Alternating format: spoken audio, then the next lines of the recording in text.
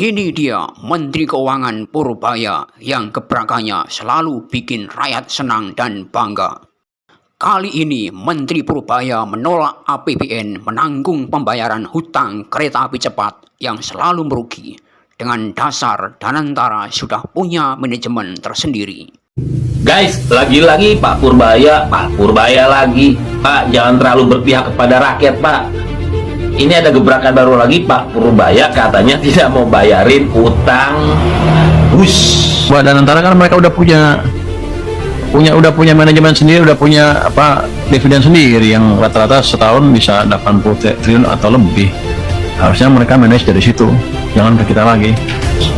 Kereta bus cepat yang katanya merugi. Terus kata beliau, kalau untung diam-diam aja, kalau rugi minta dibayarin dari uang APBN. Gitu kan, itu sudah berbentuk perusahaan, sudah ada keuntungan, kenapa minta dibayarin sama pemerintah pusat? Itu kata Pak Purbaya. Jadi Bang Purba bilang KCIC ini udah under manajemen Danantara dan punya dividen sendiri, setahun bisa 80 triliun bahkan lebih. Harusnya yang manage utang itu ya si Danantara ini, jadi bukan lagi dibebanin ke APBN. Nah ini setuju gua, biar pada mikir tuh dirut-dirut BUMN.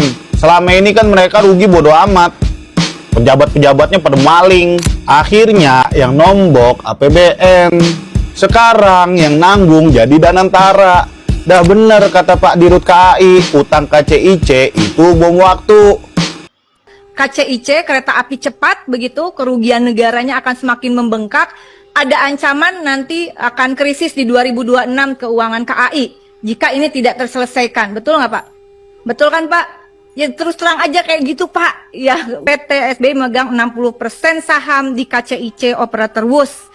Termasuk dalam proyek strategis nasional menghabiskan investasi sebesar 7,2 miliar US dollar atau setara 116 triliun. Kerugian semester 1 2025, mohon saling cek Pak datanya, mencatat kerugian 1,625 triliun dari investasi di PSBI, KI kerugiannya sebesar itu. Kemudian selama tahun 2024 kerugian sebesar 4.195 triliun, total investasi KAI ke PSBI 2025 sejak awal tahun telah menyuntikkan modal 7,7 triliun untuk KCIC. Sebagai pribadi ya, dan sebagai direktur utama kereta api saya nggak pernah sepakat soal itu. Oh iya? Oh iya. Kenapa? Bukannya bagus Pak? Ya suka-suka saya. Loh, tapi kan pasti ada kayak analisa di balik itu gitu yang Iya, membuat. kenapa kok Anda bilang bagus? Kenapa harus infrastruktur itu dibangun di Jawa semua? Kan APBN itu kan NKRI.